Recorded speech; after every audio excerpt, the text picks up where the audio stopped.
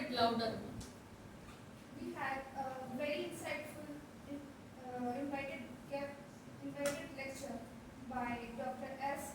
Rubnathan sir on science and values, and then later in the afternoon we had an essay competition.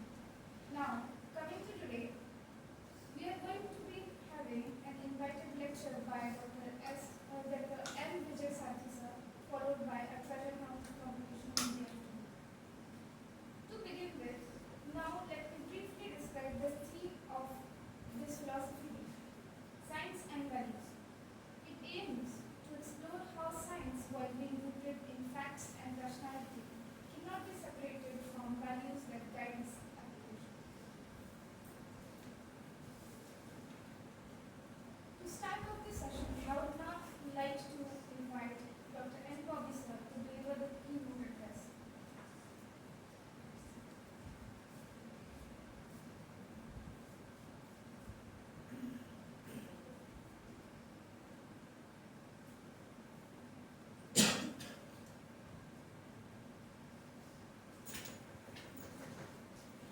A very good morning.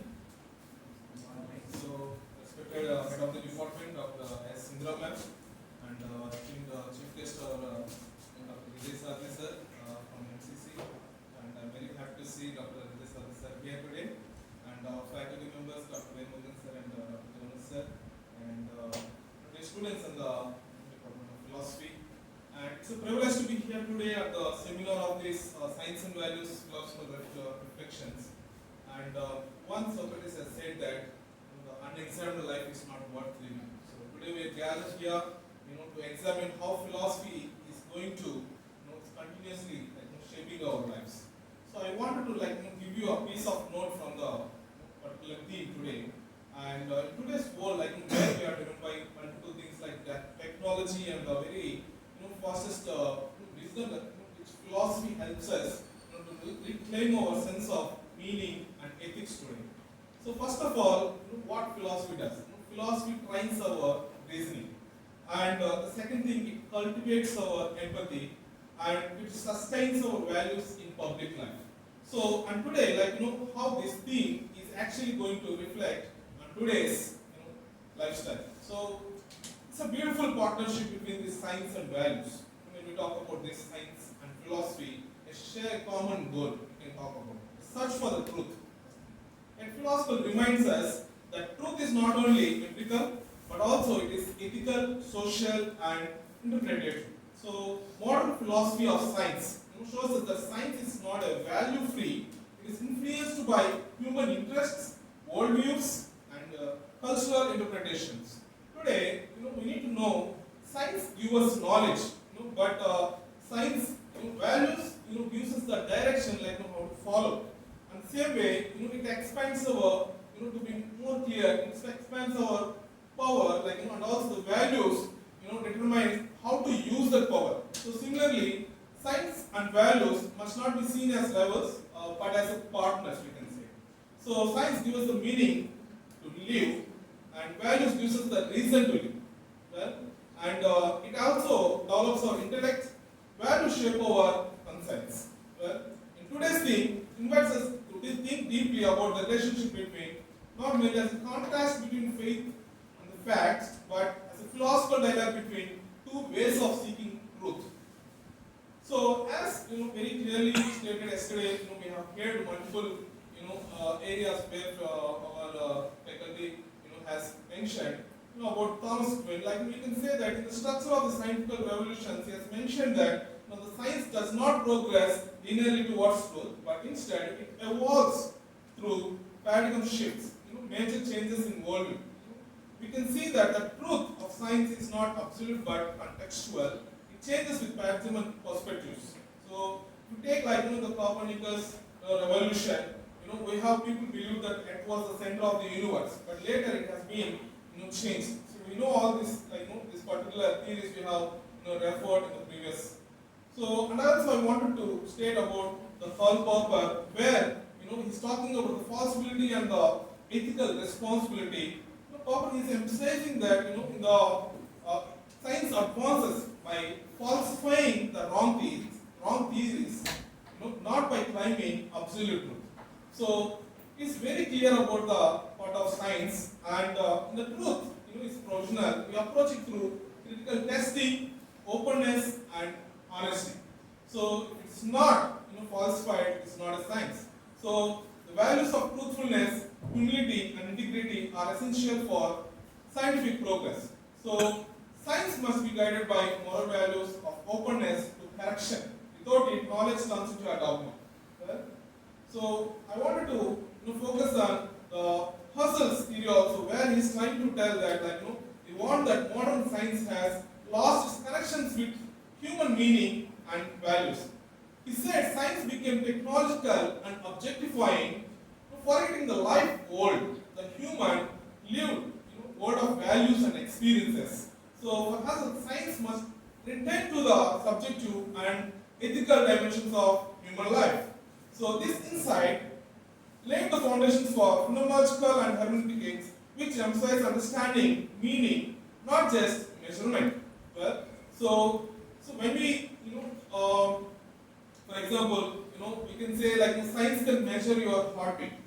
It can measure your heartbeat, but it cannot explain the love, the fear, and the hope. These belong to the human experiences. And also, he's precisely telling science forgets why humans do science to improve life, it loses its soul. Well, and also, so very good philosopher Gadamer, where he is trying to propose that truth is not discovered by the method alone, but through dialogue, interpretation, and understanding. Well, so hermeneutics plays a crucial role of art of interpretation, originally used in interpreting text, but extended to understanding science, culture, and human experiences. Well, science needs hermeneutics for every discovery must be interpreted in light of human values and purpose. So, in this case, dialogue understanding plays a very important role to understand it very clearly. And also, Habermas, is also talking about very three human interests which guiding knowledge. He's talking about the technical interest, the practical interest, and emancipatory interest. So science belongs to the technical realm, but philosophy and ethics belong to the practical and emancipatory realms. So a balanced society integrates all three. So knowledge must serve human dignity and social justice, not merely control. So today we are in the world of AI, which creates jobs, and also it can destroy people. So in this way we can see that it can heal people, at the same time it will manipulate people, but we must guide science with human values, not just profit or control. Well, so in this case, we clearly came to theories which is centered truths and peripheral truths, where it is clearly showing that science often deals with peripheral truths, and while philosophy seeks the centered truths. Well, a wise civilization aligns scientific progress with moral center, ensuring that discovery never outruns consensus. So we have believed that Pluto is a planet. Today it is not. Let's think like that. That's peripheral truth. At the same time, the truthfulness, itself, the act of seeking truth. The act of seeking truth. That's centered truth, which we can talk about. So here is a reflection that science gives us the facts, but philosophy gives us the meaning to understand. So we need both to live wisely. We cannot avoid any one of this. But at the same time, come to the point of Indian philosophy terms, where knowledge is not separated from the dharma. Jnana is not separated from the dharma, and it is clearly shown that the right conduct is very much important. So ancient thinkers believed that wisdom without virtue is incomplete. At the same time, I wanted to highlight some of the core points that science without values leads to dehumanization. Values without science leads to superstitions. Well, so here, yesterday our Venugan sir has clearly quoted that one particular line in the very end of his talk, said that science gives us knowledge of what is. Well, at the same time, philosophy teaches what ought to be. Well, it's a very grammatical, but it's very, if you understand thoroughly, it is very clear. In this age of progress, we need not only intelligent minds, but also enlightened hearts for truth. guided by values becomes wisdom. So I just wanted to conclude with a few of the points.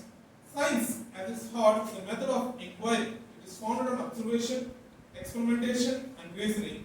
It seeks objectively, precision and predictability. So philosophy speaking, the pursuit of this truth in science itself is a value commitment, a moral devotion to honesty, accuracy and openness to correction. Well, so in today's contemporary relevance, how can we understand this? So how do we ensure that innovation uplifts humanity rather than enslaves it? So, as educators, researchers, and students, our goal must be unite the question of science with the compassion of ethics. So, let our scientific, curiosity be guided by the moral clarity. So, otherwise, it's become. So, let me conclude with this thought from the very Mahatma Gandhi. I have made a very concise one, which is science without humanity is one of the 7 deadly sins. So, he has stated that as we begin with seminar, so your reflections remind us that true knowledge is both intellectual and moral, that the light of the science must always shine through our lens of values. Well, so may this seminar inspire us to think deeply, question wisely, and act ethically, so that the progress we can achieve in that today's one. So may today's seminar enlighten us.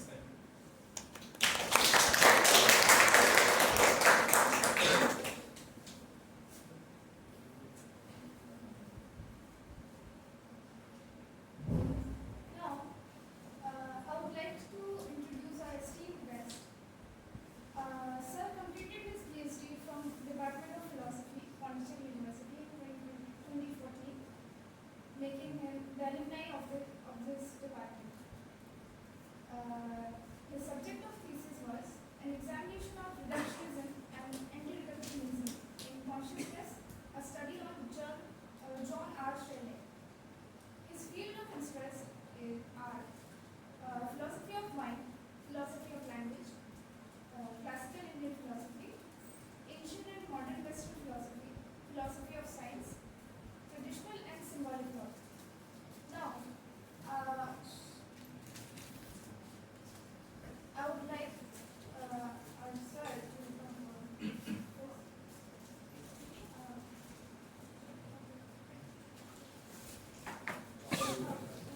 Now I would like to call our PhD scholar George to honor the guest.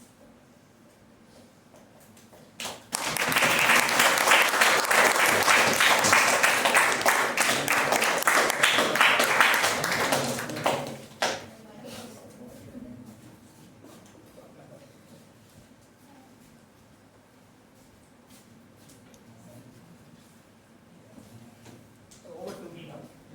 Thank you.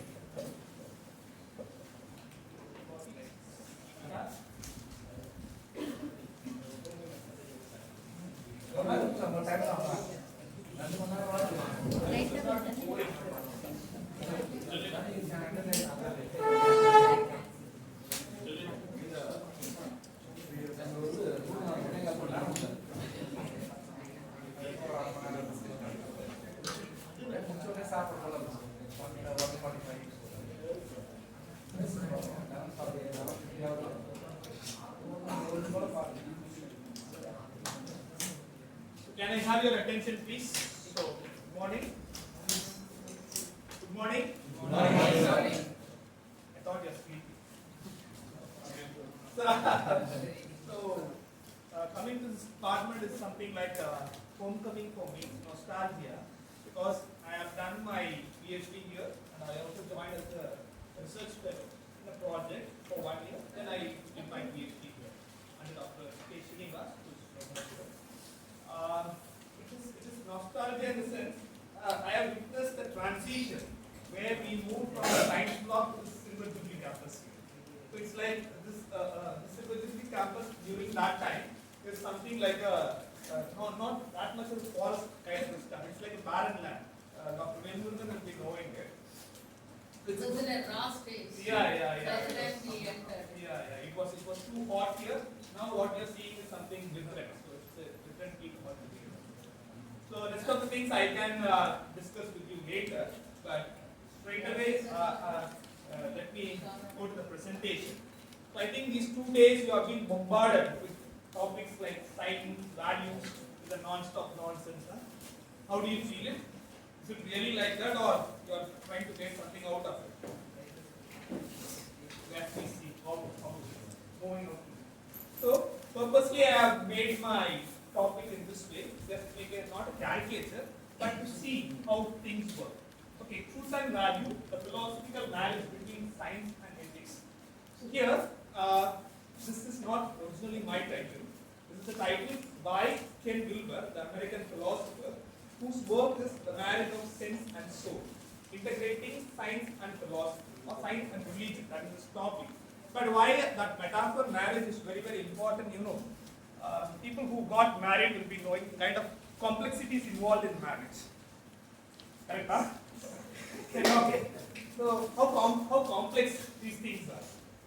So is it a kind of a smooth relationship, or is a lovable relationship, or it is a kind of a conundrum, or we are always in tussle or fighting war with each other? What kind of a relationship? Because it is so complex, it will not be dethroned very easily.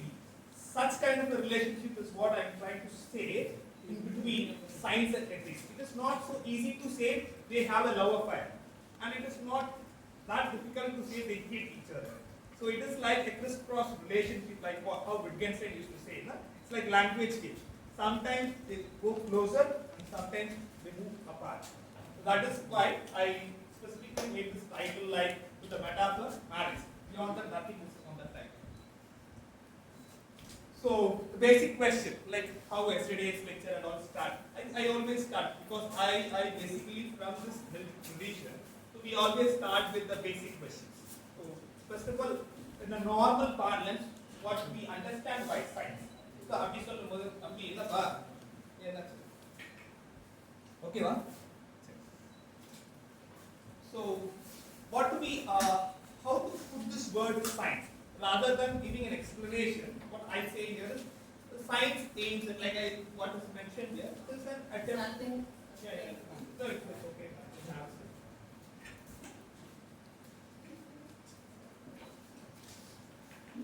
So we see science as an institution. Is it not? Science is an institution or not? It has certain norms, certain ways to perform. So like religion, it is also an institution. But what kind of an institution? Science helps us or attempts to predict, understand and explain the world. Is it science alone is doing this job? No. Religion also is performing the same job. In religion also we can understand certain things, predict the way we live, explain things, all these things happen in religion also. But what is differing from science to religion is the methodology or the method in which science undertakes its enterprise. So what kind of a method that makes science so special? So there are few methods that you must be knowing, like experimentation, observation. So these are all the minor things what we call methods. But what is our take on philosophy is what is the methodology as an overall encompasses. So how science exploits through that method and how it gains success is what I'm just trying to move on. Like what yesterday Dr. Bill Murugan spoke, or Dr. Muruganathan spoke, or in the beginning Dr. Bobby spoke. So I'm going to continue with the same line, but with a different question at the back. Same thing what he talked about, I'm going to talk. But with a different background, I'll tell you what are the things there. So, rather than experiment, observation, all those stuff, we use this higher theories like the deduction and induction. Can anyone tell me what is deduction? BA student. Any BA student? Honors, how do you call it? Honors. BA honors. Can anyone tell me? Just be very open. So I'm not a teacher and all here. Your teacher is here, okay? Your teachers are there. I'm just. Anyone can tell what is deduction? Logic, you're studying logic? Anyone? Now wait, now it's open. Deduction or induction? Huh? Deduction or induction? Anything you want. You tell me start with deduction. Deduction is like drawing conclusions, drawing judgments from universal to particular. Okay, in induction. Induction is from particular to universal. So from particular to universal we move in a normal way, or how do we do it? You go with the logic. Check. Okay. So, what he said is to a larger extent is correct. So, in deductive or deductive logic, we move from universal to particular. That is how we always say, but it is always the conclusion entails the premises. That is how we put in deductive logic, because the deductive logic is more general. You cannot say something more above the premises in the conclusion. Say for example, you have this, still you have that all men are mortal, Socrates is a man, therefore Socrates is mortal. Same example. You cannot say more than all men are mortal, because the conclusion must entail the premises. That is how we use deductive logic. But what happens in inductive logic? X is a crow, it is black. Y is a crow, it is black. Z is a crow, it is black. So how do we say that? What is the conclusion? Therefore, therefore all crows are black. So that is where in induction the problem comes. The thing is, like deductive logic, we cannot say the universality, like the truth and falsity as a concrete one. Here in deductive logic, it is highly probable. The word we use, it is highly probable that all crows are black, rather than saying as truth or falsity. You can say inductive logic is good or bad reason, whereas deductive logic is more truth or falsity. So, but nowadays nobody talks about deduction and induction at all. Take it from those are all gone are the days. Now people talk in a higher version called hypothetical deductivism. Anyone heard about it? What is hypothetical deductivism? Okay, time is there, we will discuss it later. So this is one of the methodologies which is very important. We apply it in philosophy, or we do it in science, and we take over and see whether the methodology is correct. So another one method is called the probability method. No? Like when you say, who is the first person that comes to your mind when you say about probability in philosophy?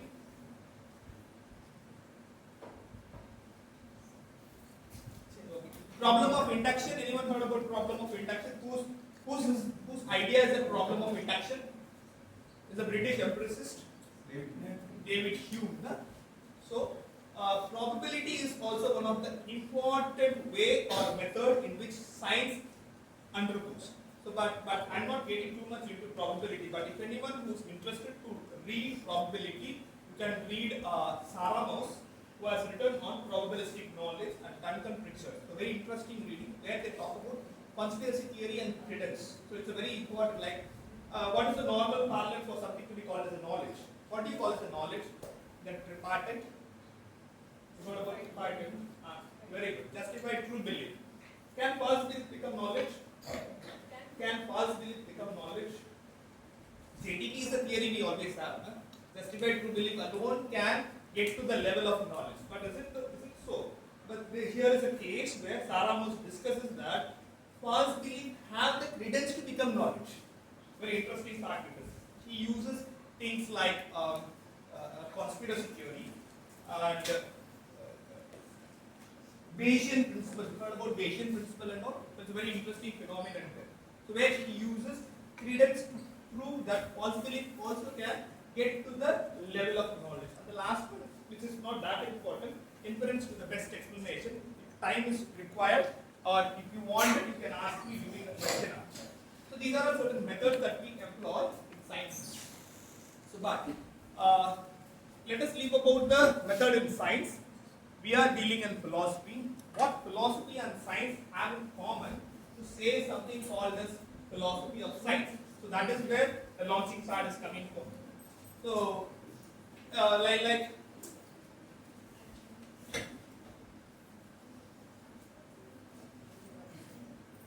in Plato, or how do you call metaphysics? What is metaphysics? In the Aristotelian context. Don't say metaphysics from your context. In the Aristotelian context. What is metaphysics? Anybody? PG student? Hey, please talk with me. So I feel like boring. I'm talking something extraterrestrial. No. If you are conversing with me, I feel like happy and doing it more. Otherwise, I just feel like I'm not taking it more. Somebody say. Just motivates me, na? Ah. Yeah, beyond physics. So that is how it is the study of ultimate reality. That's not it. But the way in which metaphysics comes up is the books that are kept after natural physics. Meta means after. In his library, books are being shelved. The books that are kept after the natural physics, that is science, are called as metaphysics. That is how the name has come. So why I want to say is, in the early stage, philosophy, science, and religion, they shared common ground. That is what I wanted to reiterate. Philosophy, science, religion, ellame had same origin. But with the turn of the century, what happened? Like postmodernism or modernity, something what like science, religion, and philosophy, they got bifurcated, divided into three different disciplines. Here, science excelled. Why science excelled a lot? The most important thing is science excelled because of its method called analytic methods and quantification. Who is the champion of analytic method?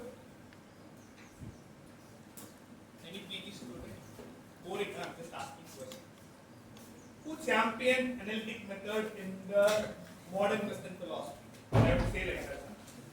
In the modern Western philosophy, who championed analytic method? Very good. So break the complex into simple, start from the simple, so the doing so, nothing is completed. So analytic method and the quantification method, what it has done is it has helped science to accelerate a lot. So with the advance of technology, the acceleration rate in which, or the exponential rate in which science has excelled is too much. Whereas philosophy, as we speak, the second order discipline. Am I correct or wrong? Who is going to fight with me? Come fight with me. Let us have a tussle there. Philosophy has become a second order discipline, and it is more going on theoretizing and normativizing, and it is more talks about qualification. So with all these things, the way in which philosophy to flourish has come down. So it becomes more decelerated than accelerated. So with the clash of the titans, like the Games of Thrones, the clash of the titans, what happened? It is science that has become the citadel. So philosophy has been relegated. Nowhere in the picture. Because the way in which science has flourished is enormous.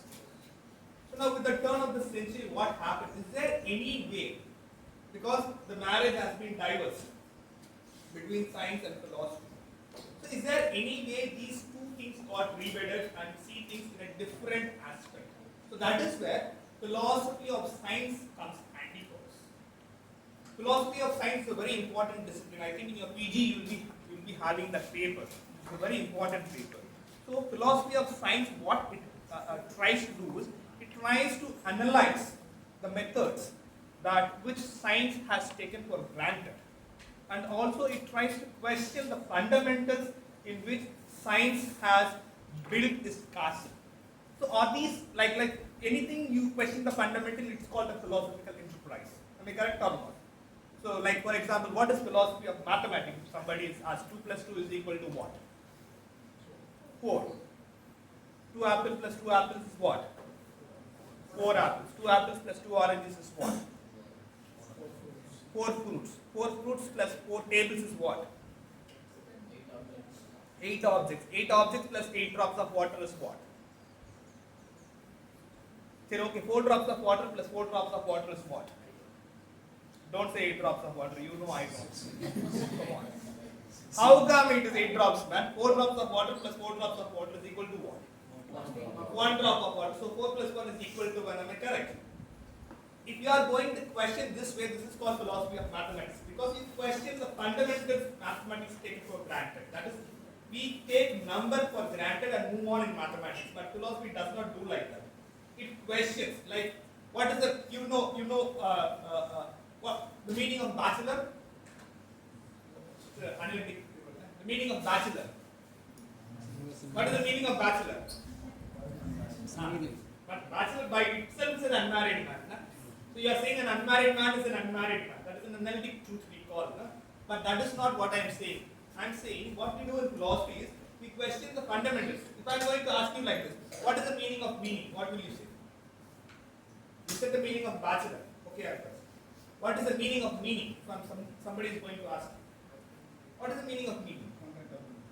Content of Father was trying to say something. Content of the meeting. Content of the meeting.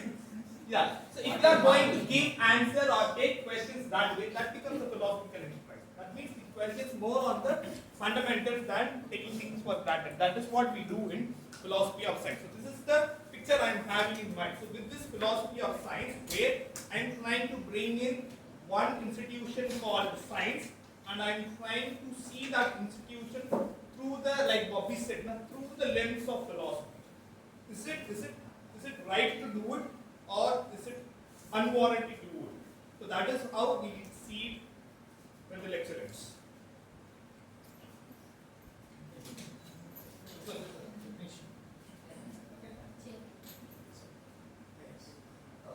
So just a small introduction about the modern science. I think yesterday sir spoke on science that has been in Greek ago. Am I right or wrong? Like he spoke on Parmenides, Heraclitus. No? Heraclitus. But I am not clear. Let us start with modern science itself. So against like the same thing, I am reiterating what Bobby and others have said. The Ptolemaic model or the Ptolemaic worldview, the geocentrism, has been unchallenged for 1,800 years. And for the very first time, Copernicus challenged it, and we had this heliocentrism. I am not trying to question that. We call that as a scientific revolution. But what I am trying to question here is how geocentrism and heliocentrism evidentially got proven. That is what the question is. So, after Copernicus, we have Galileo. What is the sole importance of Galileo? Galileo. Telescope. So, there is a discussion between Galileo and Cardinal Bellarmine. So, Bellarmine comes with an evidence by saying that Earth is the center of the universe because it is there with the Bible. And Galileo comes and says, come, look into my telescope, you can see that Earth is not the center of the universe, Sun is the center of the universe. Now, can you take telescope as an evidence, as an authentic evidence in those days where Galileo was living? Can you take that as an evidence? Who knows something looked through some optic thing, it is showing some picture. That is alone you know. Beyond that, what kind of a knowledge, say for example, you have an fMRI scan. Have anyone taken an fMRI? Okay. Or see some fMRI scan. Can you make sense of it? It is all some colors, zigzag here and there. So similarly, in those days, the evidence which Galileo was providing can be an fMRI. What is the guarantee that telescope thing which Galileo is showing is an evidence? So that is what the fundamental question I am asking. So this scientific revolution, he started. So what should we count for an evidence? What are the things that has to be taken as an evidence, taken as an hypothesis? Not only in astronomy. Say for example, we have in physics also. In physics, if you take the Aristotelian mechanics, or the Aristotelian natural science, which was superseded by Cartesian mechanistic philosophy. And you know, to an extent, Cartesian treated animals as an automata. You know that even human beings are automata according to Descartes. He says that the body, the mind-body dualism, he says that body is an automata.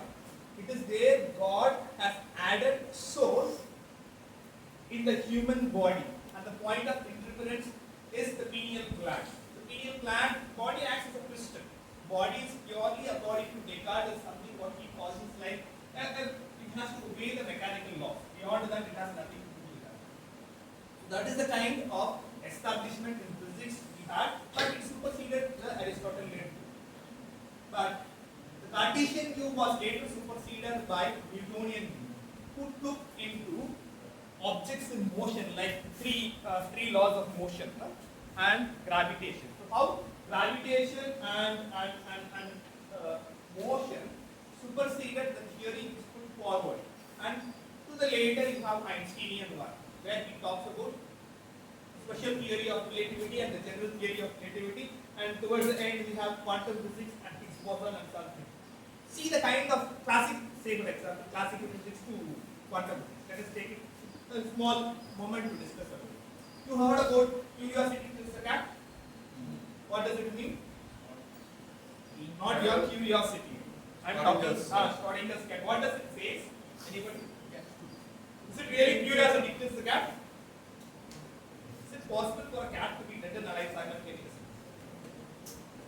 But in the mathematical world or in the quantum world, it is technically possible, mathematically proven that a photon can happen to be both particle and wave simultaneously. That is what we call quantum superposition. The same thing happens when you extend the quantum level to the classical level. So that happens with Schrodinger's cat, where unless and until you make a measurement, we call that as a quantum collapse. Quantum collapse is by making a measurement. Till you open it, it is in the quantum superposed state of being dead and alive simultaneously, which is something not to be known in the classical world. We cannot even accept that in the classical. Classical world obeys law of non-contradiction. Either I am here or I am not. I cannot say I am both here and not here simultaneously. How come a cat can be dead and alive simultaneously? So how we are going to connect this paradoxes? It's really a paradox. So how science is going to account? Science claims like Bobby was telling, science claims to be rational, science claims to be truth-directed. Is it really the enterprise of science of being so paradoxical? Or our science has so many unsolved questions, how they can claim to be this battle of finding truth for the nature? I don't think so, for the time being. Entanglement and all, if you wanted, you can ask me later. So even in biology, so this is a little boring, huh? So we'll just move on to the next level. So biology also you know. Creationism, evolutionism, and the Francis Crick and the Christoph Koch, where we have about the DNA and the dimensional strand and all.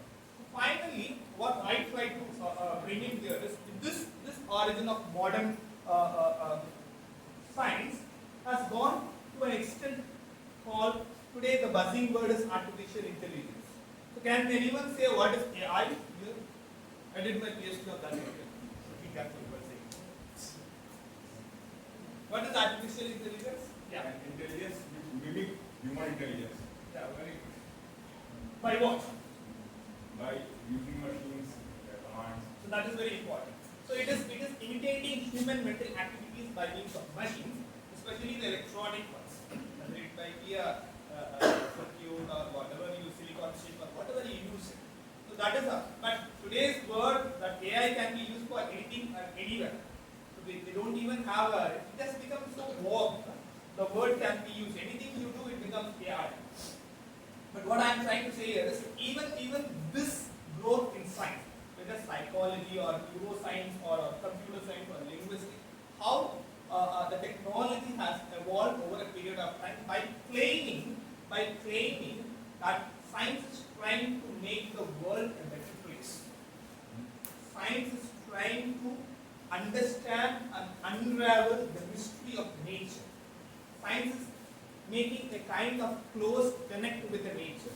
Is it the claim of science is warranted is what my question is. Can science make such kind of claim by stating that apart from any institution, science is the only institution which gets closer towards nature? Science alone is the institution which tries to understand nature better than any other discipline. Is that kind of a claim or is that kind of a proposition is warranted is what my discussion. Like what Bobby was telling, that Dr. Velmurugan said, I made this tussle, the relationship between science on the one hand and philosophy on the other hand. Science comes with facts and philosophy comes with values, or ethics comes with values. I made this kind of a demarcation and distinction. I don't know to make a distinction. But still, we hold it for some time. So science answers the question, what is, and ethics answers the question, what ought. But is it really science answers the question, what is? We say that scientific answers are always about facts. What is a fact? If you are going by the Wittgensteinian way, it it always has to deal with propositions that are either true or false. A cat is on the mat or cat is not on the mat. It must be either true or false. It cannot be otherwise. But what kind of an enterprise is ethics? Ethics has to deal with values. What kind of a system is this called values? Values is more, see the distinction. Value is more human-centered. Rightness and wrongness of an action, right or wrong. But whereas the facts become more propositional and disinterested from the human emotions, and it tries to claim that it is a value neutral. Value neutral means like the example of a knife. Knife by itself is neither good or bad. It depends on whether it is in the hand of a doctor or whether it is in the hands of a murderer. Atom bomb is by itself is neither good or bad. It is only the people who use the atom bomb, they are good and they are bad. So that is the claim that science wants to claim. And I am trying to say that it is a false ideology, and science is so devious and dubious in saying such kind of a claims. So I am making so much of a harsh statements here.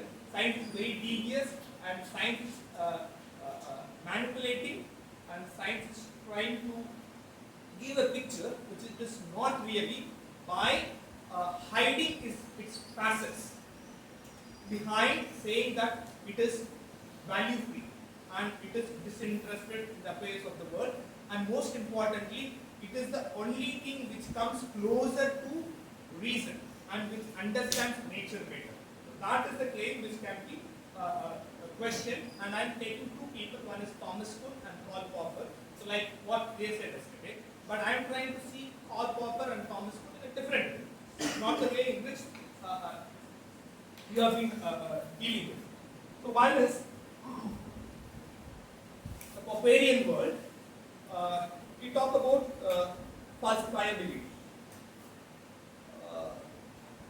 You know what happened with the logical positivists in the 1920s, the Vienna Circle? So once you understand the Vienna Circle, you will know what happened to the Popperian world. If you want to understand Vienna Circle, you have to get down to empiricist philosophers David Hume. What did David Hume say about the demarcation? Let us talk about demarcation for the time being. Demarcation is very, very important. Hume says that, very interesting, anything that is experientially cannot be driven into, or experiential logic that cannot be driven into matters of fact, means what you have to do is, you know what kind of a harshness it is, commit it to flex, because it has nothing but sophistry and illusion. Even he was talking about metaphysics. Metaphysics, whether it has any kind of a proposition rather than the experimental one, not concerning matters of fact. No, commit it to flex, because it is sophistry and it is an illusion. You cannot accept it. There he made the first kind of a demarcation between metaphysics and the experiential world. And this has been taken later by one important analytic philosopher, Wittgenstein. You know about Tractatus Logico Philosophicus? What is the central thesis of Tractatus? Anybody? TLP, published in 1921, which is considered to be one of the classical work of analytic tradition. Even though we have Frege and Russell and other people, but still, why it is classic? Because even Vienna Circle has to deal with Tractatus in their entire autumn. So Vienna Circle has to study Tractatus. What is the central thesis of Tractatus? Anybody? Yeah, language is important. What he is trying to say here is, through the Tractatus, language mirrors reality. You stand in front of a mirror. What do you see? Yourself. But whether yourself here is real or yourself there in the mirror is real. So like that, you are the reality. But when you are looking into the mirror, your reality is reflecting there. That reflection is how you use language to see the world. It's a beautiful metaphor. I don't know how I can explain it. Maybe I'm wrong about saying it, but Wittgenstein takes it to the next level. So he says that language mirrors reality. It is fully philosophically loaded. There, he comes to show between two things. One is what can be said and what cannot be said. Let us not worry about what can be shown now. What can be said and what cannot be said. The seventh proposition of the Tractatus is very, very important. You all know about it. No? What is the seventh proposition of the Tractatus? The last one, which is very easy for everyone. No? Like the Buddha, whereof one cannot speak, thereof one has to pass over in silence. So here, that is the demarcation he makes. He makes what can be said very clearly. What cannot be said, you have to pass over in silence. Here he tries to make the distinction between meaning and meaningless of a proposition. There he does not say it is nonsense.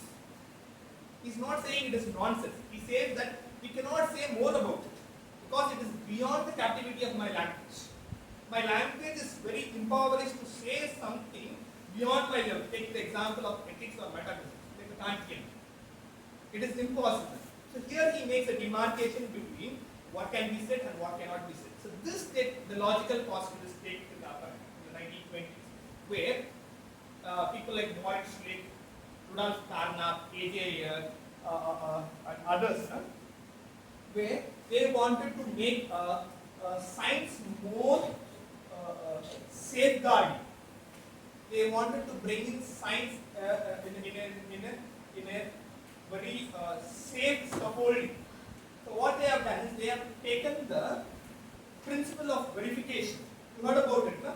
Principle of verification. The Vienna Circle is very strong about taking principle of verification, so that they can make a demarcation between what can be verified and what cannot be verified. Actually, this verification is nothing but an hangover of, according to me, you can differ with me, hangover of the picture theory of meaning. How do you see the picture theory of meaning? See the same level the verification is. So there, they eliminated metaphysics, stating that metaphysics belong to the realm of nonsense. Why? Because it cannot be verifiable. Only statements that are verifiable belong to the world of the senses. So they made a very secure foundation. So see, the Kantian way or the Humean way or the Wittgensteinian way or the logical positivist way, they all try to make that kind of a demarcation. And similarly, he is also trying to make a demarcation here. The demarcation is between science and the pseudoscience. Don't worry about the non-science here. Nonsense everyone knows very easily. But what is the difference between a science and a pseudoscience? And Popper takes three disciplines. One, he takes the Marxian theory. Another one, he takes the Freudian psychoanalysis. And the third one, he takes astrology.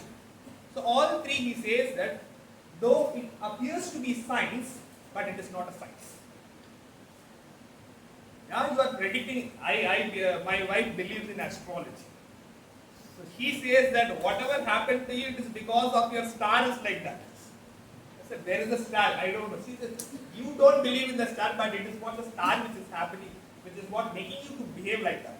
I said, come on, yeah, give me a break. But still, why I want to say this is, though it appears to be a science, how Popper is trying to say that it is a pseudoscience. He says that the most important hallmark of anything to be having as a scientific enterprise is that whether it can be falsified or not.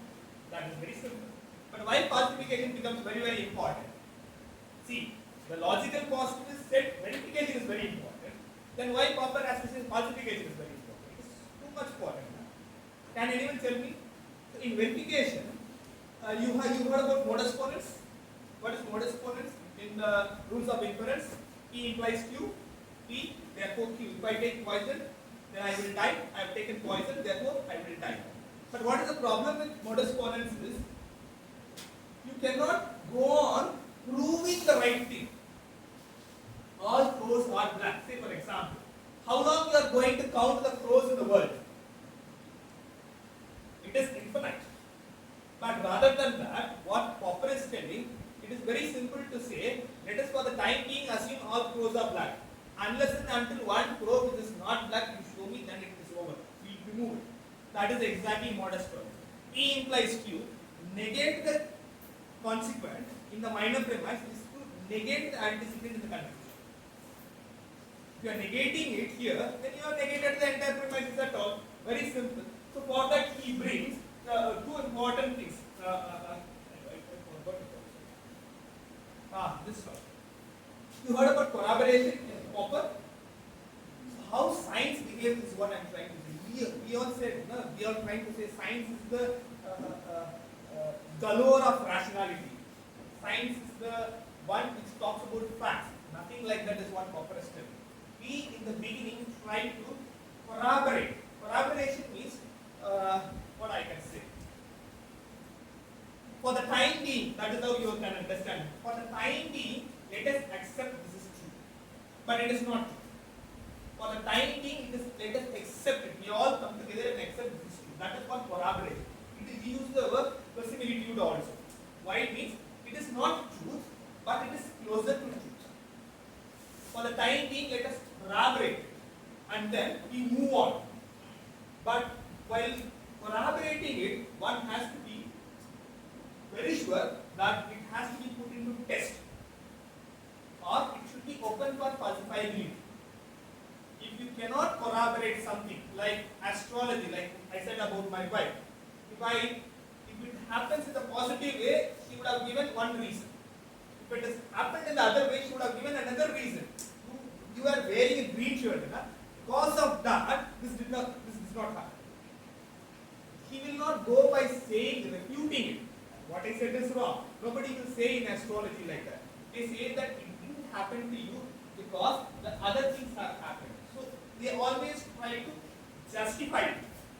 But whereas Popper says that justification or verification is not the hallmark of something to be called as a science. It has to be falsified. Unless and until it is open for falsification, it cannot be called as a proper science at all.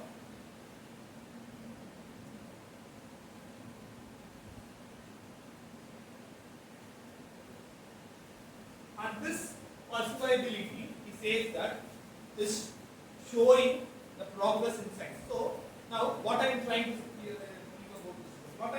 say here is, if you understand Popper very deeply, or if you understand Popper to the next level, what I can say is, Popper is telling science never aims at truth. First thing, science never assigns truth value. Like what you were all talking, science talks about facts. Nothing like that. Science always tries to get closer towards truth, but it is not achieving truth. So truth becomes a provisional for science, not an achievement of science. So somebody talks about truth in science has to be aware of that if falsifiability is taken as a criteria, it is knowledge becomes more and more provisional like a sophist fabrication. So how you get to this level?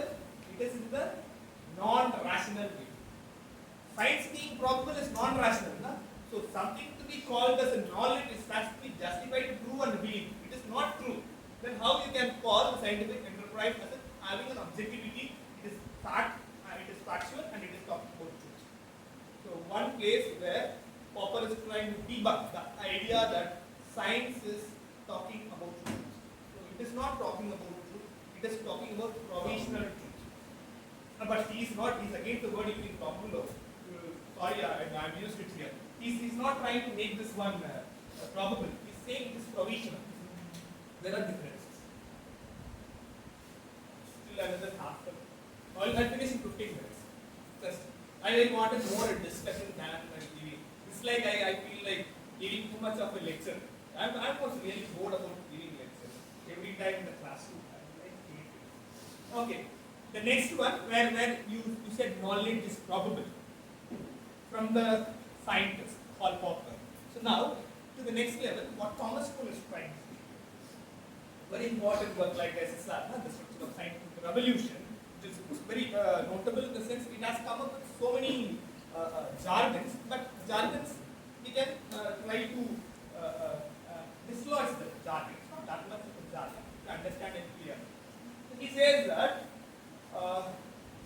science does not come in a vacuum. You have to understand the history of philosophy, or history of science in order to understand what has happened. Like, can you say that history of philosophy is a philosophy or not? History of philosophy is a philosophy or not? Yeah, but this will not. Philosophy of history is a philosophy or not? History of philosophy is a philosophy, whereas philosophy of history is not a philosophy. See that? Because it goes on comparing the ideas from one branch to another branch. You read the history, rationalism, empiricism, transcendentism, how it goes with the ideas. So that is why it becomes more like a philosophical experiment. So here he uses certain concepts like normal science, then there is a crisis, and he calls that as revolution, or what can be called as anomaly, and then the scientific revolution happens. So these are the important concepts. You all must be knowing, but somebody who is not familiar, the UG student, you need not listen to it today, but whenever you get some time, just read about this guy. He's too good. Okay, so what he says is, in the beginning, it is called, he calls it as a premature science or immature science. At the time of immature science, there is no consensus at all. We all will be fighting with each other, like the seven blind man and the elephant. We all will be fighting with each other. So at one point of time, what happens is somebody who has more power, like the sophist, might is right. So his idea becomes more predominant, and then they come to a consensus. This consensus is not reached by terms of truth. Understand this? In the immature stage. So, after the fight is over, the consensus is reached. This consensus is called the mature science or the normal science. And this normal science he calls as a paradigm. What is a paradigm for? Paradigm means it contains certain rules, certain set of theories, certain set of hypotheses in which the entire fraternity, scientific fraternity works. So once you have that normal science, so what you have to do? What is this normal science? He calls that this normal science should be a problem solving.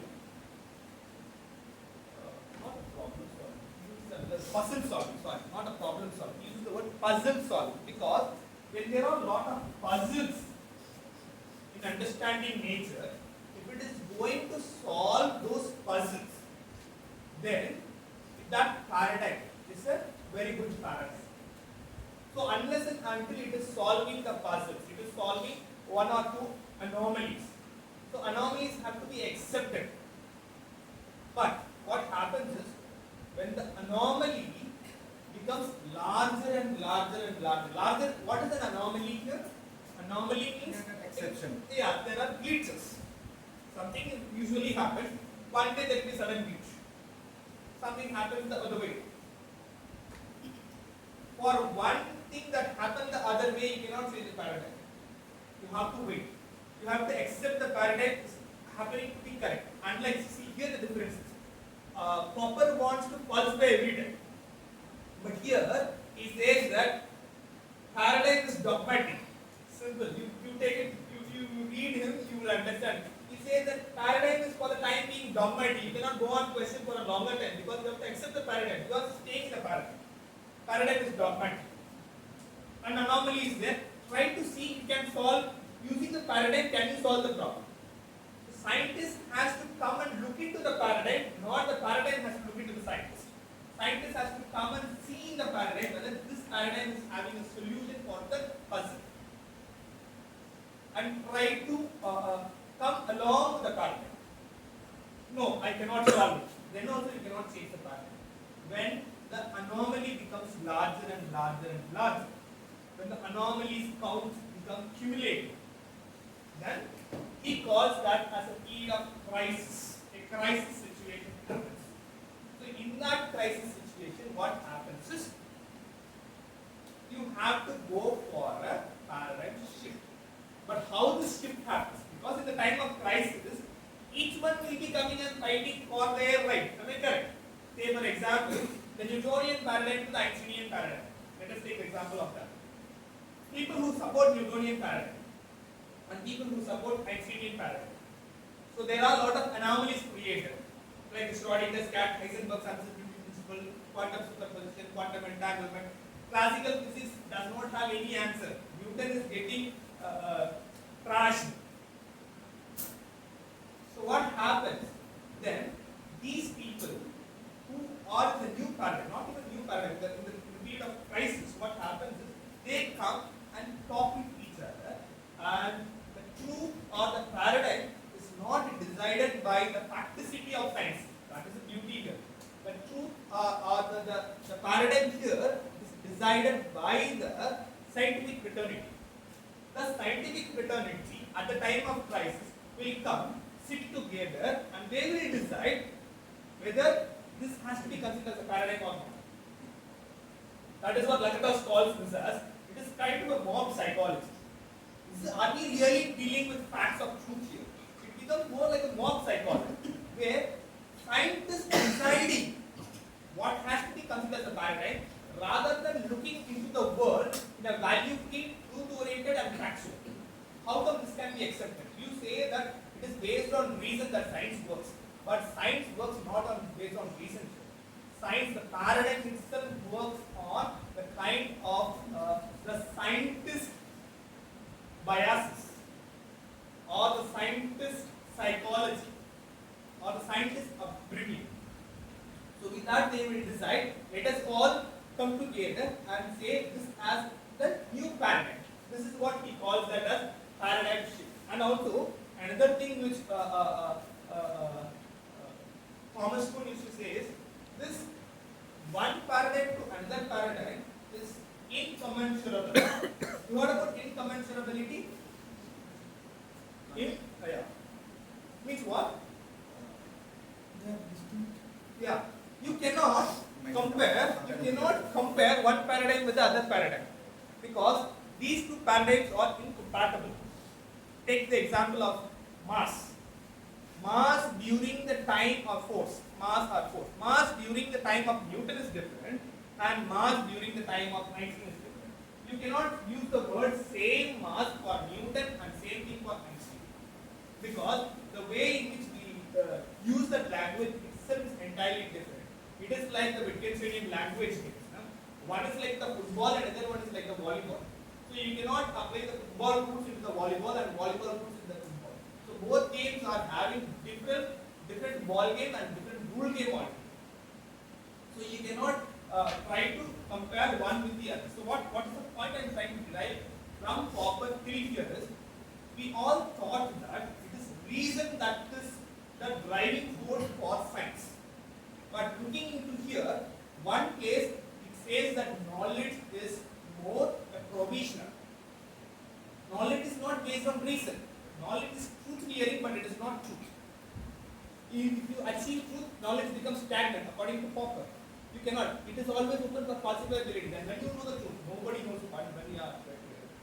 And here, the paradigm is decided by the scientist, not by anybody else. The scientist, like the Pluto one we were telling. How do we know that Pluto has to be considered a dog planet or not? When do we know? Who told us? Someday they were telling 9 planets. All of a sudden, the International Astronomical Unit is coming and telling, no, here in Pluto is considered as a dwarf planet, not even as a planet. We have any say on that? Do we? But we have to accept it and we have to move on. That is what I am saying. It is decided by mob psychology. There is nothing truth about it. There is nothing factual about it. If that is the case, what is the relationship that exists between science and ethics? That is where I am trying to bring. So, if that is also not something what we thought about truth or what we thought about knowledge oriented, so how we have to understand this? Science always makes this claim that, like what he was saying, what is and what ought. What is something like it is value free, and what ought is more like a value laden. That makes the synchronizing between science and ethics unimaginable. But is it the case like that? I'm thinking that it is not. It is. I can say that. Do you know any scientist who's not value laden or unbiased? Can you say anybody in the world? Any scientist is a human being. Can a human being be like the presuppositionless phenomenology? Yeah? Can he be a presuppositionless guy? Can any scientist be like that? So that means they are not talking about intellectual honesty. Patenting, for example, ownership, authorship, first author, second author. Think about all these things. Funding. Is there anybody who says that I am doing science experiment knowledge for the knowledge sake? No need of any kind of a patenting, no need of any kind of a funding, nothing is required for me. I do it for the sake of the scientific fraternity. I will say zero. So that means here, science operates on an ideology, I am saying. Like if you are saying, if you are looking into people like Slavoj Zizek, who talks about the sublime object of the ideology, very interesting phenomenon here. They say that the ideology behind it is science wants to escape the kind of imperative that we are talking. It does not want itself to come under the ethical imperative. It wants to get itself free from the ethical imperative. In order to do that, it operates on a fictitious and devious idea stating that I am disinterested with my views and practices. I am only here to know about from a third person perspective, not from the first person perspective. Here I am always value free. What is value free is all an ideological issue. Is what I am trying to see. If you are different with me, you can always challenge. And then one more thing which science is facing below these days, or science is trying to do it after the medieval period. So once the scientific or the enlightenment movement has happened, this ethical imperative creates a lot of issues with science. So what science is trying to do is, science is trying to bring morality into the purview of science. See this one. Like if you have seen people like Sam Harris, what is that word? What island? Sam Harris has written a book. He is one of the 5 atheists, 5 horsemen. This is book, the island of huh? No. I forgot the name. But what Sam Harris is trying to say here is, morality is grounded in the biology. Biology is grounded in the neuroscience. If you know the neuroscience properly, then you know how or why I am a morally good person or a bad person. So that means even morality has to be grounded in the realm of science. So they wanted to exploit the ethical connections using science. Not only Sam Harris. If you are looking into people like Justin Garson has written a book called The Biological Mind. So where he says that altruism is something, an evolutionary process. Egoism is an evolutionary process. We didn't get altruistic. We are not altruistic because we are ethically a good person. No. We are altruistic because evolution has required that kind of a ingredient in as for our survival. Can anyone deny this? We are egoistic because evolutionary biology has hardwired us to be egoistic so that our survival becomes very important. So how do you think about this kind of grounding morality in science? That is another kind of risk these people are trying to create. And one of the person who is very important for this kind of an ideology, maybe it is kind of in the commensurability. Maybe it is during that time he might have thought like that. See, I just saw this quote from Kant. The essential nature as rational being is the foundation of the moral force. See this one. So by being rational alone, you can become a moral person. So he is trying to reason again. Reason will that way, but I'm trying to understand it in that way. Even Kant is favoring the view that morality has to be grounded in science. You look into this categorical imperative. What is the formula says that? So act that the maximum of your action is taken as a law universal. You look at the moral maxim. What is the? How does the moral maxim is guided? It is guided by the subjective reason.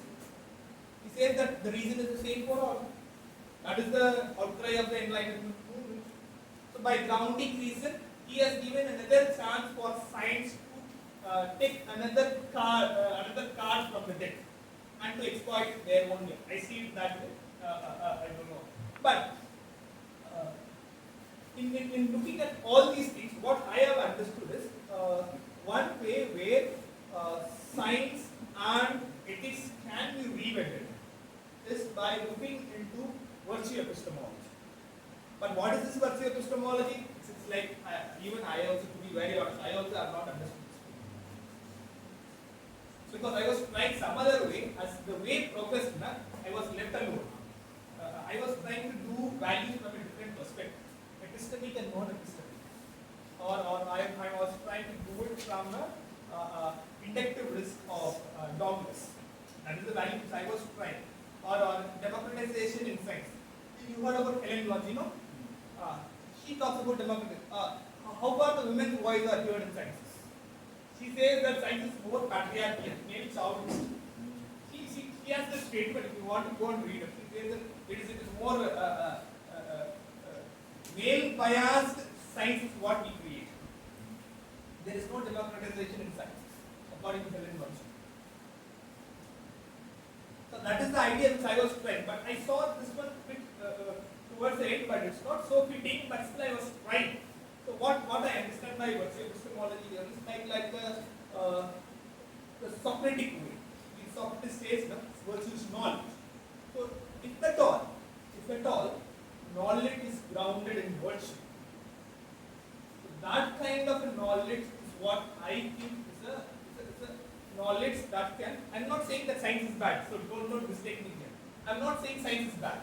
Science is good. But if you are having virtue knowledge, science will be better. See the difference here.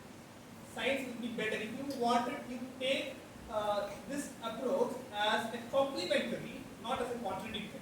It's not by saying virtue knowledge doesn't mean to stop that knowledge has to be relegated. No. Knowledge has to be complementary with virtue. And that kind of a knowledge will be a better knowledge for the society and for the individuals. If we are trying to, and that cannot be pushed from the Department of Philosophy. I don't know how many people from the Department of Philosophy or in ethics in this country. Father must be knowing about ethics in this country. There is always committee should be there. In India, I don't know what kind of a state we have. Somebody from the religious background, philosophy background, from industry background, and from the legal background. I have never seen anybody from the philosophy department sitting in the ethics system. In all the medical hospitals, starting from Ramchandra Medical Hospital. So all of them will be some X or Y or Z. They think that ethics is like a modern science subject that we study in school. It's not given that much of importance. It is not getting so much of mark. So what is the point of reading that stuff? Like modern science only, they are relegating this. That's how I see. And more importantly, this regulatory, I see that philosophy or ethics cannot go and tell that to science people. That is an impossibility. I cannot go and dictate terms of science.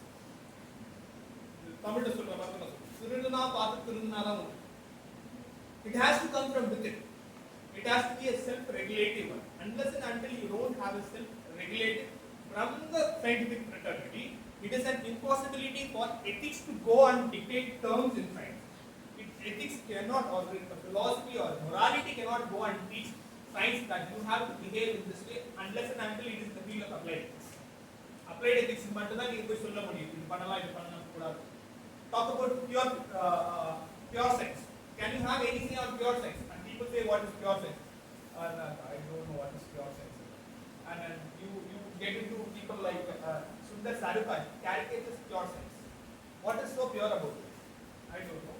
And he says that there are a lot of ideologies behind calling something as a pure science. Pure science means it it is disinterested. No, nothing is disinterested. Everything is interesting and everything is value-laden and everything is ideological. To make us fool, to make us think somewhere else, we use the word like disinterested, pollution, pure, impure, all those stuff. And towards the end, what I am trying to say is, let us go with the Kantian way. Sometimes I like Kant, sometimes I don't like Kant. It's like we have a very contentious and a concordance relationship. Sometimes we love each other, sometimes we fight each other. It happens. So, in the theory of knowledge, what he says, the source of knowledge, he says that a percept without a concept is blind, you all must be knowing it, and concept without a percept is empty. So I'm just trying to pick apart such an idea. I'm just trying to say, in the same way, if you look into science and ethics, what I can say is, science without ethics is rootless. There is no grounding at all. And ethics without science is toothless. It cannot prosper. If human has to progress, maybe this root and shoot might be a different word, but in the line of human progress, we are taking human progress into consideration. Science without ethics will become rootless. You cannot go on. It is like an elephant leg on. And ethics without science will make us more dogmatic, like religion was telling, dogmatism and commitment. That becomes the shoot. So if a human progress is at the epitome for our discussion, I think this kind of a, I don't say it is an integralism, it is more than a kind of Shape, understanding. I don't know how to say it. A relationship, but not a forceful relationship. It is like a relationship that should encompass each other.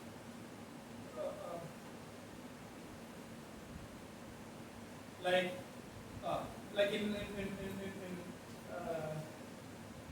Aurobindo, we say that involution precedes evolution. So that the spirit has to come down. Matter in its bosom has spirit. Something like that I am trying to say. The ethnicity should be there in the science. And the science should progress that way. That kind of a progress can be called as a progress for mankind. Rather than that, the progress is not a ubiquitous progress. It is like a progress one-sided. That is how I find it. You can always disagree with me and okay with that. And with this, I think I thank everyone and I thank Dr. Indra ma'am for giving me this opportunity. Father is there, Dr. Velmurgar is there, and our student Bobby is here. And then Kiran who contacted me a couple of times and two faculty members. I thank everyone for this opportunity. I don't know whether I have done justice or not.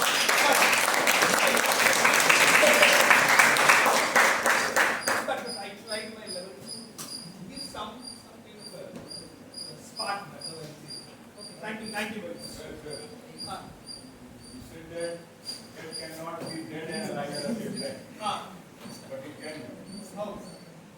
If you see in technical term, Sir, you can sit, sir. You can sit. Yeah. But I don't see space. The reaction. The reaction is very important. Others also clear. I'm saying that you said that cat cannot be alive and dead at the same time. But we see in biological or technical term, few parts or few cells of cats is dying at that particular moment. But in generalized way, we can say cat is alive. What is the definition of alive? You said that you like cat but don't like cat. Like we are doing the thing, but we are not doing 100%. So we are not doing things in few percentage. So these things happen. Same thing. Yeah, I understood what you're trying to say. It's like the white-headed. You know, white-headed, huh? It's a white-headed. What he talks about the kind of the fan experience. That means this is also having certain living cells. I am also having certain dead cells.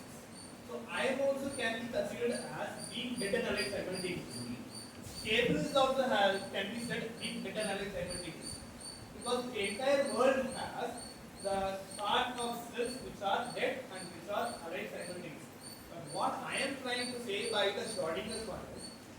classical world, what we mean by death. You know about death, huh?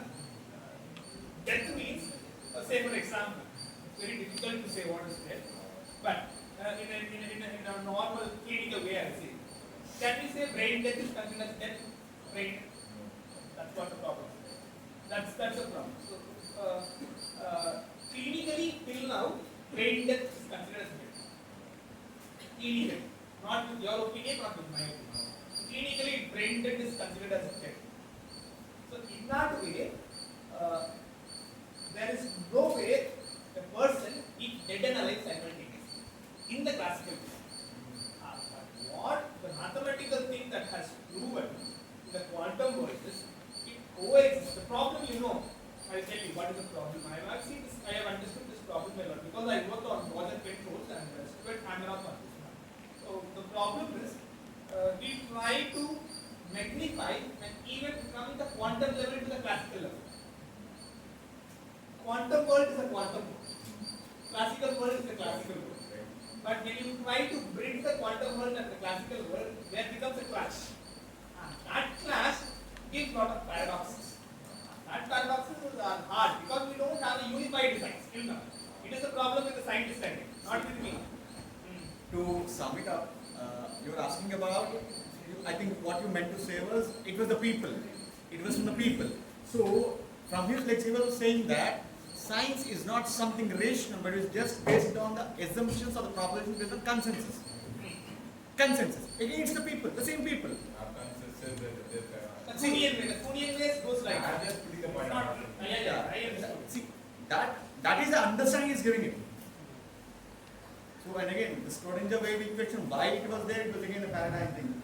Yeah. Physics and all Yeah, that. yeah. You have to go with Max Planck and everybody, you have to touch Heisenberg. And Heisenberg is important again to start all people will come and no. Anybody say I have understood quantum physics? It is a wrong No, thing. it is Nobody has understood quantum physics better. So they claim to understand quantum physics, but they have not understood. That is the I see. Please.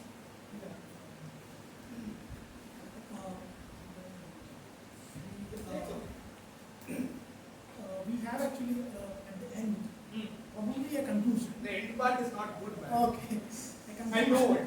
I have not done justice in the end part because I was trying something harder, but I couldn't achieve. I was trying to, and I told you, I was trying to do with epistemic and non-epistemic distinction. That I failed. Then I was trying with inductive risks of this dogmas. There also I have failed. And then I tried with democratization in sense. There also I failed. Then I took rescue with virtue epistemology. Okay, now you can tell me. I actually have that one.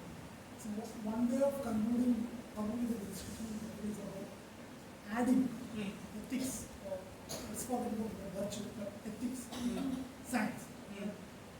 Probably in that way we can say that science probably worked well or good or was My worry is probably where exactly we add this ethics in science. In the sense, like take science as a practice. If you take science as a practice, it happens in a particular socio-political context. Okay? Then certainly that practices has a direct or some way connection to the ideology, to the context. Where I can agree. And secondly, if take science as a practice, there is in fact there is an application part.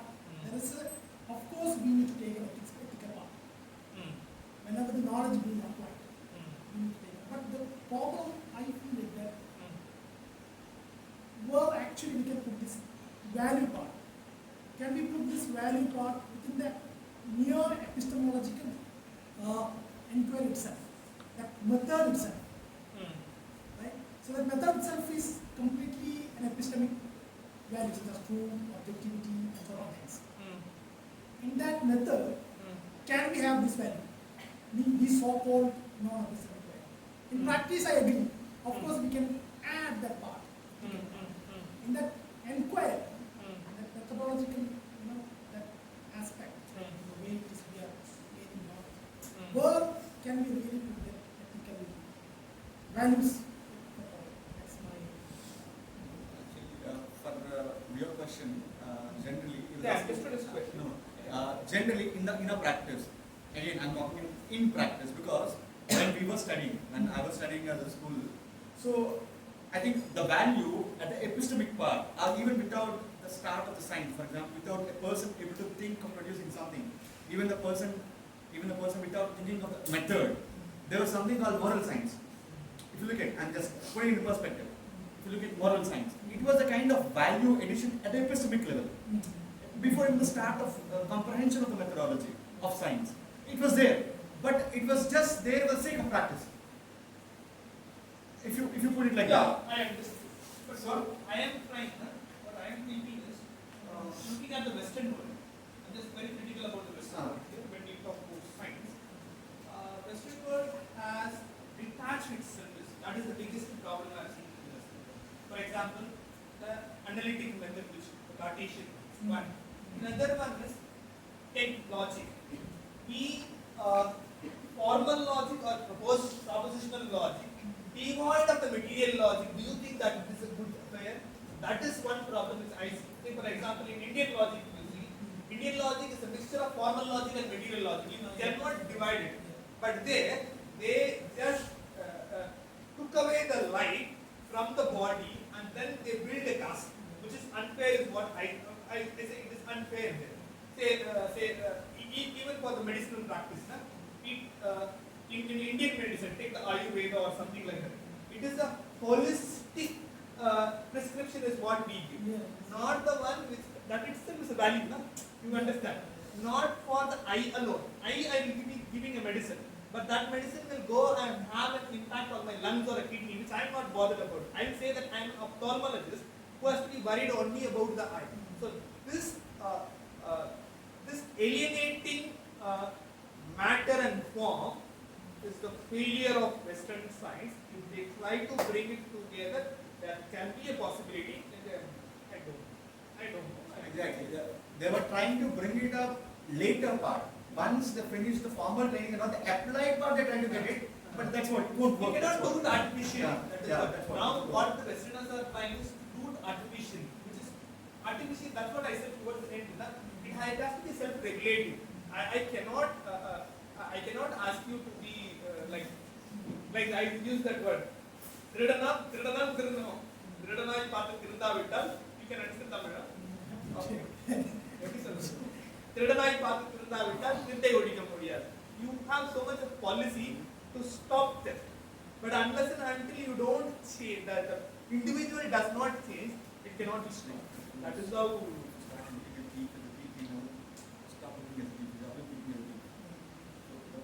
That's how I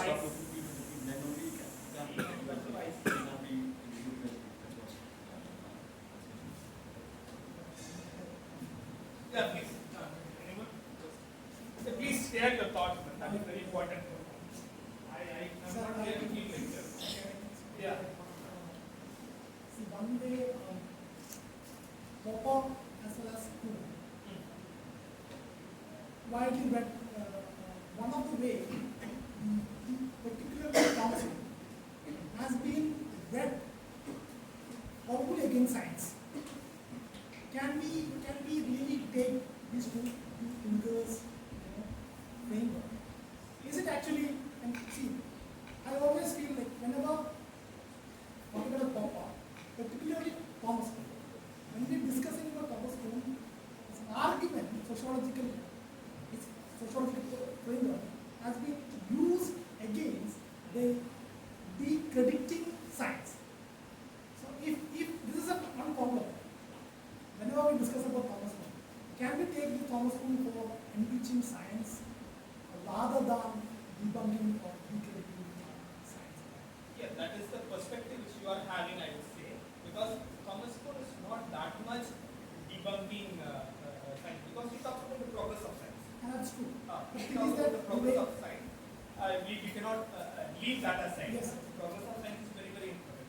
Maybe he's telling the progress of science into not having a critical rationality is what he's against. If you don't apply critical rationality and you claim to apply critical rationality, it's unfair. There is no critical rationality at all. But still, you try to go on preaching that a discipline, this is an institution which is rational, which is practicity, which is having truth in its bosom. So all those things, that is what makes it. It's like it's a critique of science. That is that way I talk. Yeah. Rather than saying people Yeah, critique science. I understood. We actually in the sense we need to understand That is good, man. Yeah, that's good. I agree with That is that. good, But I'm saying that there are chances of misleading Thomas More against science. Like me, huh? No, not you. Definitely not you. I'm saying. So that kind of a stop clock or break should be always there. Somebody like the like for films and all we have a certificate board.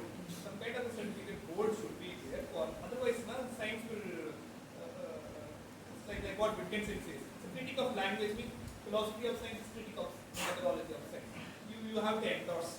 You cannot take it away. That is too risky to leave it in the hands of science. It's too risky for us. For everyone, I think. Not only for us, for everyone. It's for the mankind, it is too risky. Anyone? Yeah. Only a request. One question.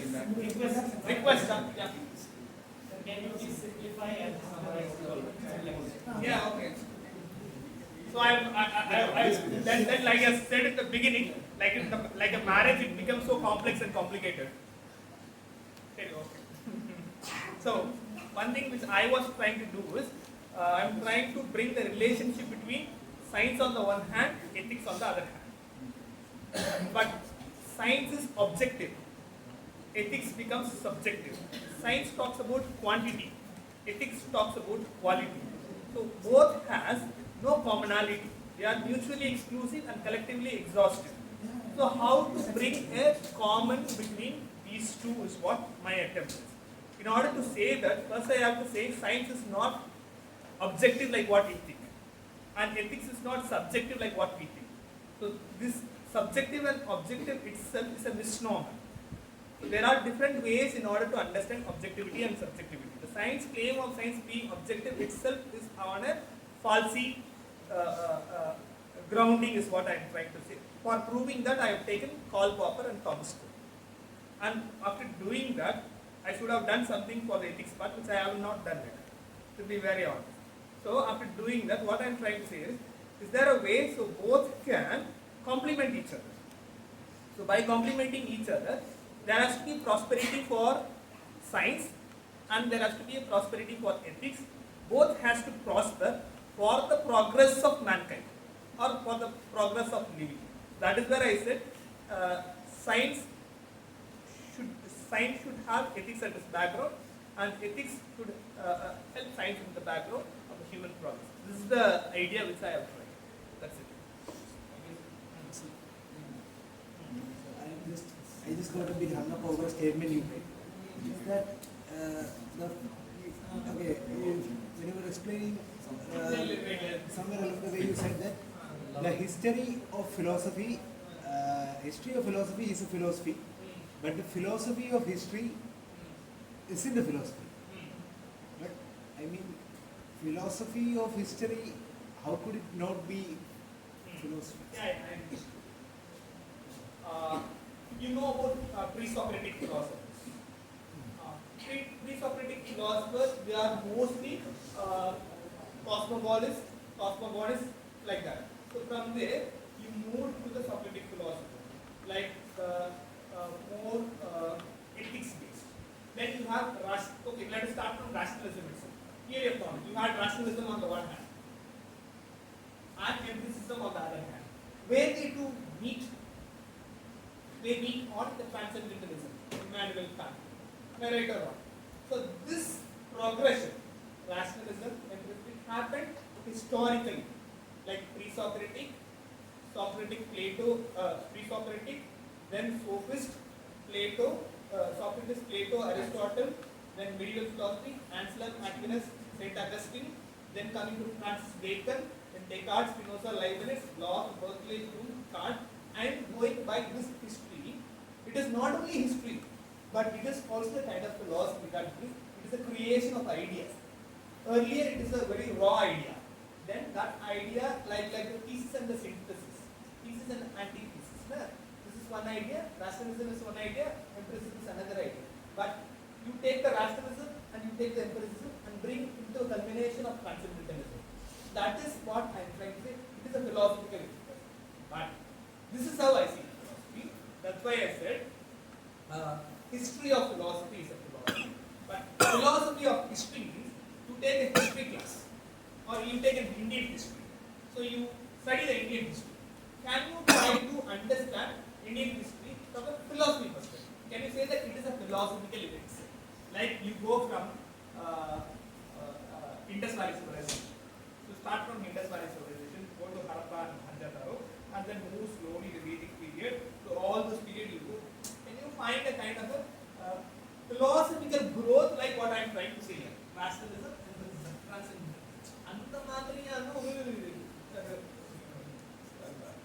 Mixture of ideas are real. That is how I said philosophy of that it is a philosophy itself. It's a philosophy itself. It is not a history. In trying to see the history of philosophy, that itself has become a philosophy. That is philosophy, I would say. That itself is a philosophy. But whereas this one, we cannot consider that as a philosophy. That is what I think. You can think on ideas. Like Copleston, you can write Copleston. Or Stump, you can try. You can see that. So that's why you can see, yeah, Stump or Copleston will be better. Or you can even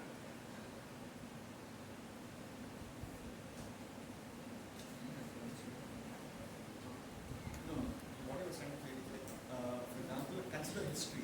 Why is there lots of history? Because history was already evolved as a subject. It was already evolved as a subject. So now you're finding some problems of how it evolved, how the mythology was there. So that's why you're examining from a philosophical lens already.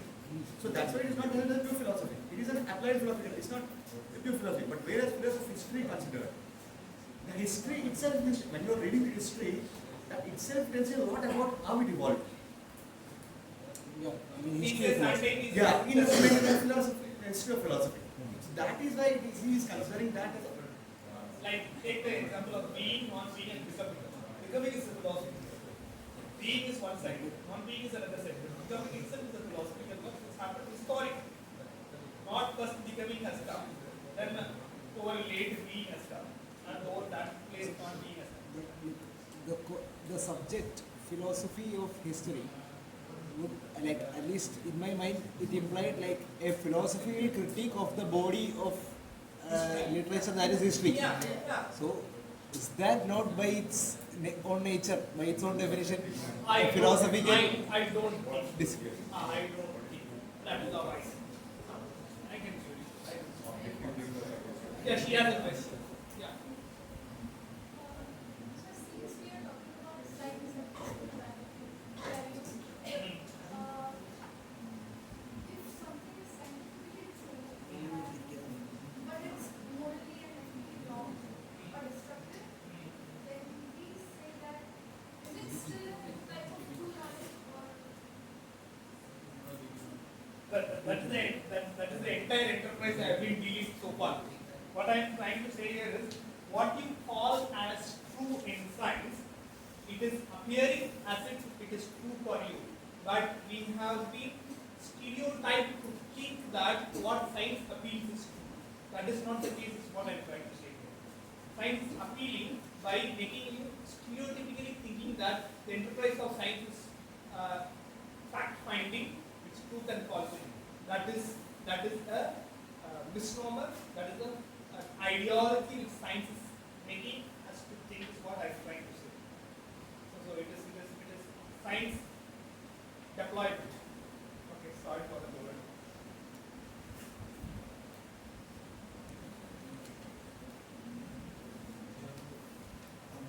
Professor, I have it up. Say in both the cases, whether it is science or ethics, the ultimate agent is the individual. Right? So the ultimate instrument is reason. As I am born, nobody teaches me that I should love the other and so on. Somehow it is inborn. Okay, I use the word somehow. So once I begin to understand during the period of my growth, I look for a rational foundation. Why should I love the other? Or why should I respect the other? So this is a so-called value that seems to be somewhere within me, looks for a rational foundation.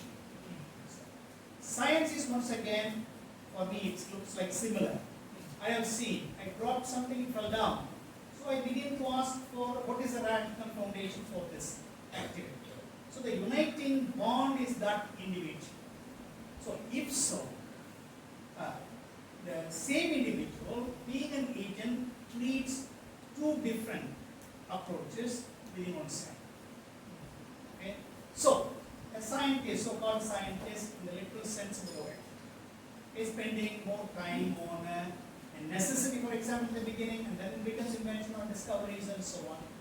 As you rightly said it, I agree up to that point, because the point that he reaches and then comes to a conclusion stage, that is his fact. As you said it, once that is done, it can be either disproved in future. Therefore, you call it the provisional truth. Okay? So, when it comes to the values, could that be a provisional truth? Because it remains with me. And now, maybe I can voluntarily disagree with it. But whatever be the case, a normal human being should agree with it. So, where does the individual interact and then interconnect these two in oneself? Or could there be another one to tell me how I should interact and connect these two? I see here we can make two things. One is we don't see value from something, from myself actually, as I understood your point. Like I'm in an island, a castaway kind of an island. I don't think I acquire any kind of a value because who are they to value what I am doing? What I am doing in a, like the Tom Hanks movie, in a castaway. So what I am doing there is neither good nor bad. If I have the privilege to use that word, is it okay? Yeah. So it is neither good nor bad. So value as a norm comes into existence only when I have an interrelationship. So it comes in a psychological level and in a sociological level. So though value, you said you use the word somehow I have internalized it, but though it is internalized, you cannot have value as Wittgensteinian private language.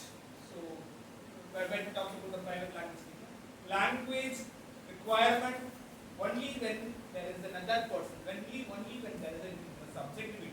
So in that scenario, I think that the value becomes more rational, use the word rational, or only in terms of social and an intersubjective setup as how I see. Maybe you can say. Okay. In such case, you are ostracized in an island where you are alone. Yeah. Okay. Yeah. But don't you relish the value of your own life? So that's what I am saying.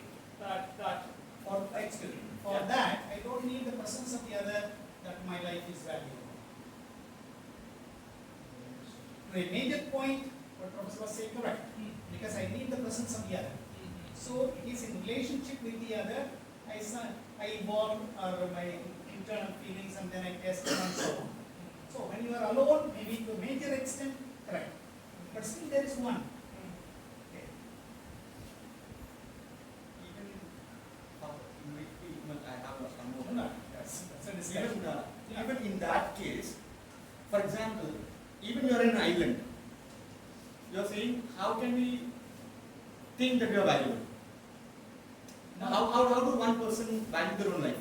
You be willing to be yourself. If that is the case, even that value where we are attributing to ourselves is again somewhat relational with whatever is existing around you.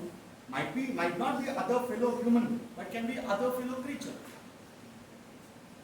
So if that is the case, if a person who will think of his own existence, he can think of his own existence, then definitely he is relating himself to the other person. So in that itself, value is embedded through relativity. Okay, I'm thinking last question is very tough. No, Say, because yeah, I understand. See, what you said is to have a point. Think about, I am, like in the Tom Hanks movie, I am talking to myself by creating an image of my own. There is an intersubjectivity. But that intersubjectivity is not in the person. And again, I am communicating to myself. So you understand this kind of an oxymoron thing. Yeah. I am talking to myself. Am I doing a really conversation here when I am talking to myself? that's where the entire concept of philosophy of mind or whatever, the entire concept of mind side comes in. Isn't it? Because the behaviorism, the mind, the neuroscience, everything comes in there.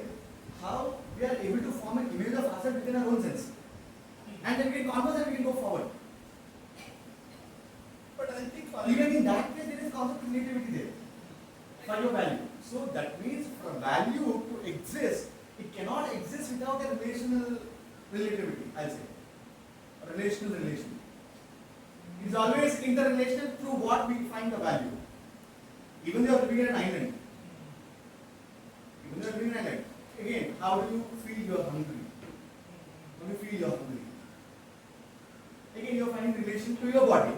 Again, there comes, how do you find your relation to your body? Again, there comes the mind. that mind question is another deeper question. Yes, that, So- it is going there, I feel, when we are talking about value.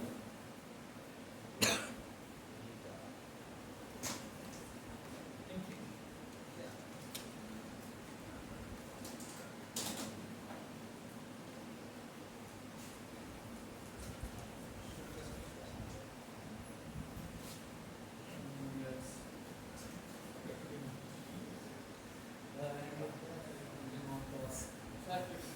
Yes, Venkat. Yeah. Bachelor is unmarried, what is a master?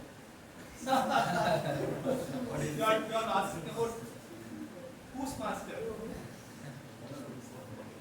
Bachelor is? Bachelor is unmarried, what is a master? Master. He is talking about UG and PhD. Master is when you get married.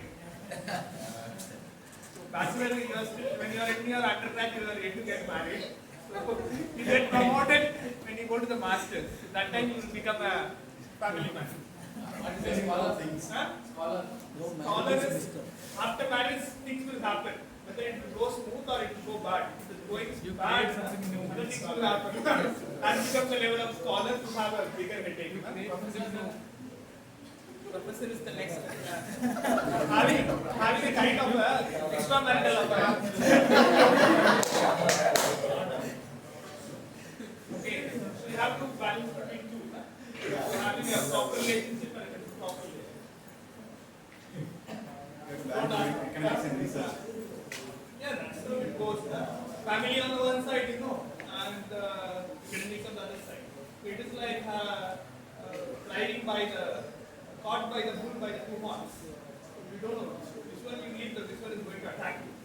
Both are important, but you cannot escape. It's a dilemma, a logical dilemma we call it. They say, have you stopped beating your wife? What will the answer you will give? That's a dilemma we call logical dilemma. Have you stopped beating your wife? What the answer you will say? Don't say you are not married. Assume. I never started dating. Question is, have you stopped beating your wife? Yes or no? Yes or Just no? yes or no. Yes or no? We can meet next month. Yeah.